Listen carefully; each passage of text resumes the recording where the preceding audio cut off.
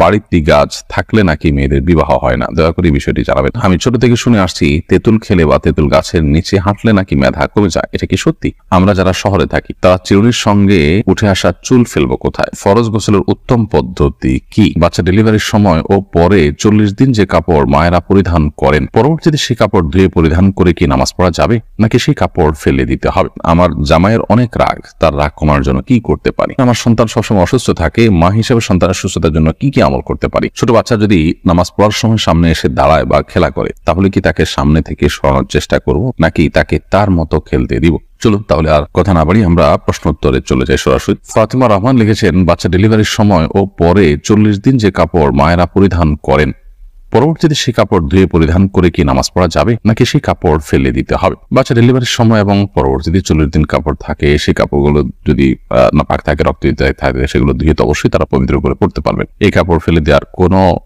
কারণ নেই। যদি সেগুলো পরিচ্ছন্ন করে পড়ার সুযোগ থাকে অবশ্যই তারা পড়তে পারবেন। ফাহমিদা ইউসা এটি থেকে আপনি লিখেছেন, আমার সন্তান সবসময় অসুস্থ থাকে, মা হিসেবে সন্তানের সুস্থতার জন্য কি কি আমল করতে পারি? বোন ফাহমিদা, আল্লাহ তাআলা আপনার সন্তানকে পরিপূর্ণ সেবা দান করুন, আমরা দোয়া করি।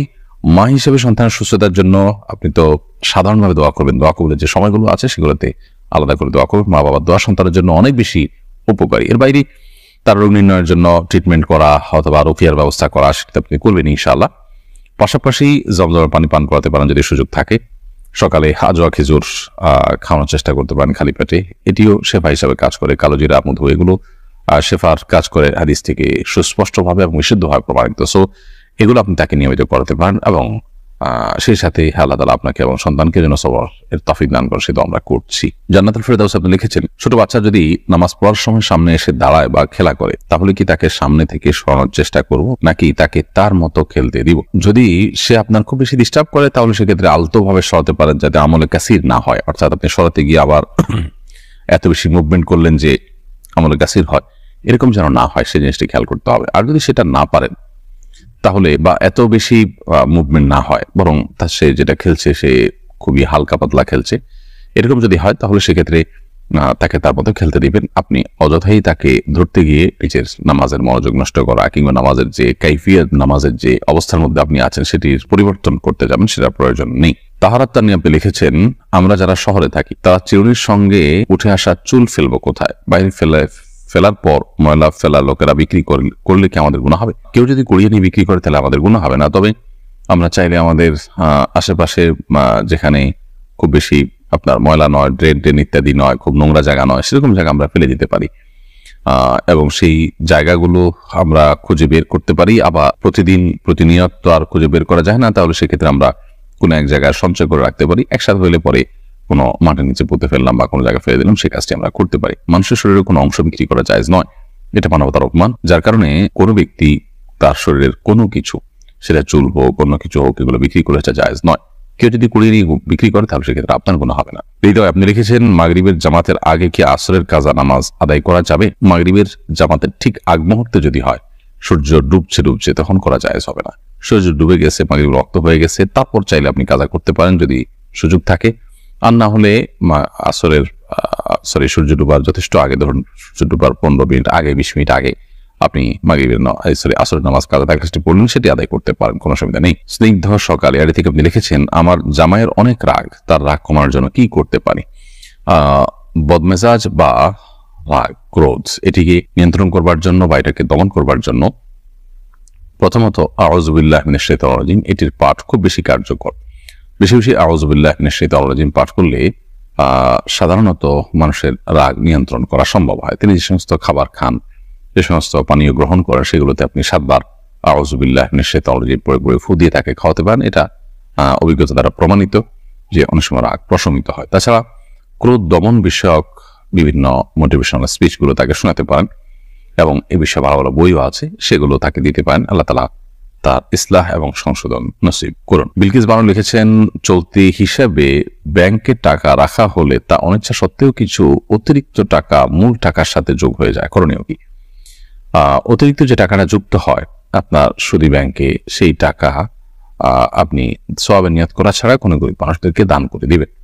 আর সাধারণত চেষ্টা করবে ইসলামী ব্যাংকিং এর সাথে যুক্ত থাকার। ইসলামী ব্যাংকিং এর সাথে যুক্ত থেকেও যে অতিরিক্ত টাকা পান সেটাও নিজে ভোগ না করাটাই হলো নিরাপদ।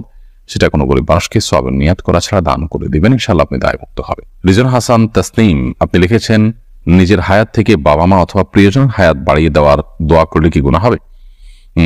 এরকম দোয়া আসলে কোনো অর্থবহ দোয়া নয়, কারণ আসলে আপনার হায়াত থেকে বাড়িয়ে আরেকজনকে দিবেন বা কেউ কারোর হায়াত থেকে কমানো হবে, আরেক জায়গায় প্লাস করা হবে, মাইনাস করা হবে, এরকম কোনো অপশন নেই, আসলে আমাদের হাতে অন্তত নেই।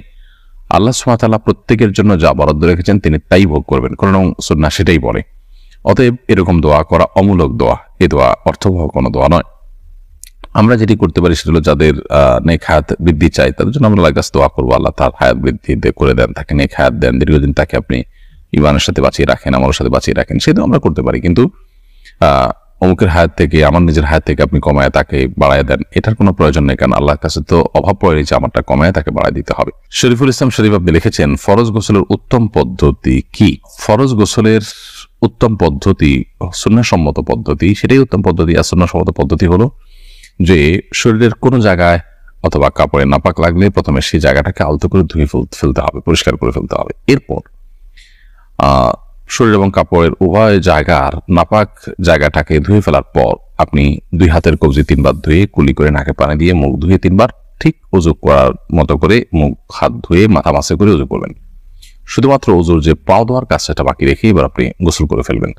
গোসল করে আপনি ওয়াশরুম থেকে বেরিয়ে আসার সময় পাও টাকনো পর্যন্ত ধুয়ে বের হয়ে যাবেন। তাহলে সেক্ষেত্রে এটি হলো সুন্নাহসম্মত গোসল, অর্থাৎ ওযু এবং গোসল একসাথে হয়ে গেল এই নিয়মে। আর এই নিয়মে ব্যত্যয় করে যদি আপনি ফরজ গোসল করেন তাহলে সেক্ষেত্রে গোসল হয়ে যাবে, কিন্তু সুন্নাহসম্মত না হওয়ার কারণে গোসলটা কারণে আপনি আলাদা সওয়াব পাবেন না, সুন্নাহ আদায় করার সওয়াব পাবেন না। আর ফরজ গোসলের ক্ষেত্রে মনে রাখতে হবে যে 3 বার কুলি করা এবং গড়গড়া করে কুলি করা, যদি রোজাদার না হন। রোজাদার হলে সেক্ষেত্রে গড়গড়া করবেন না, রোজাদার না হলে গড়গড়া করে কুলি করবেন এবং নাকে পানি দিবেন, যতটুকু সম্ভব নাকে পানি দিয়ে নাক ঝাড়বেন। তো এই কাজগুলো করে আপনি গোসল সম্পন্ন করবেন। তানজিম যারা আপনি লিখেছেন, আমি ছোট থেকে শুনে আসছি তেঁতুল খেলে বা তেঁতুল গাছের নিচে হাঁটলে নাকি মেধা কমে যায়, এটা কি সত্যি? এটার কোনো বৈজ্ঞানিক ভিত্তি তো নেই এবং কোরআন হাদিসের আলোকেও এটি প্রমাণিত নয়। এটির কোনো অভিজ্ঞতা দ্বারা প্রমাণিত আছে কিনা আমি জানি না, তবে কোরআন হাদিস দৃষ্টিকোণ থেকে এরকম কোনো কথা তো নেই, বরং বৈজ্ঞানিকভাবেও তেঁতুল খেলে ব্রেইন কমে যায়, মেধা কমে যায়, এরকম কথা আছে বলে আমি জানি না। বিষয়টি আমি মানে কিছুটা গাটার চেষ্টা করেছি, তবে এরকম কোনো বিষয় আমার চোখে পড়েনি। বিষয়টিকে আপাতদৃষ্টিতে কুসংস্কারই মনে হয়। তবে যদি অভিজ্ঞতা দ্বারা এটি প্রমাণিত হয়, গবেষণা দ্বারা প্রমাণিত হয় তাহলে ভিন্ন কথা, কিন্তু সেরকম কিছুও কিন্তু কোথাও আছে বলে আমার জানা নেই এবং আমি অন্তত এই পর্যন্ত দেখিনি। তো একজন মুসলিম সাধারণত ধারণা প্রসূত অথবা আপনার কুসংস্কার নির্ভর কোনো কথা বা কোনো বিশ্বাসের উপর তিনি কখনো ভর করতে যাবেন না। সময় আইডি থেকে আপনি লিখেছেন, বাড়িতে মেহেদি গাছ থাকলে নাকি মেয়েদের বিবাহ হয় না, দয়া করে বিষয়টি জানাবেন। এই ধরনের হাস্যকর এবং কুসংস্কারের জন্য কথাও আমাদের সমাজে আছে, আমার তো ভাবতে অবাক লাগে। মেহেদি গাছ নেই এরকম বাড়ি তো গ্রামে গঞ্জে খুব কমই আছে, তাহলে সেখানকার মেয়েরা কি সবাই তো আছে?